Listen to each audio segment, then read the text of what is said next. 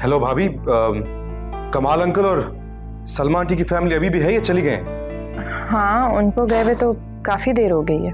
भाभी आप झूठ बोल रही हैं। आयमा फैसल के साथ लॉन में बातें कर रही है। अली, तुम्हारा दिमाग तो खराब नहीं है? कैसी बातें कर रहे हो तुम? कैसे इल्जाम लगा रहे हो आयमा के ऊपर?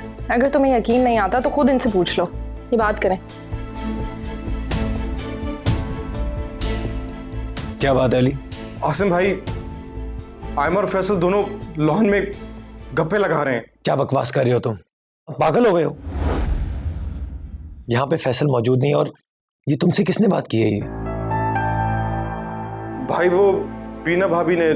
शर्म आनी चाहिए तुम्हें। कोई तुम्हें जरा सा कुछ कह दे और तुम अपनी सोच को इस कदर गंदा बना देते हो। अभी तुम्हारी शादी नहीं हुई तो तुम्हारा ये हाल है। आसिम भाई वो, हाँ, आई एम सॉरी। दरअसल हमें मेरा फोन नहीं उठा रही थी तो मैं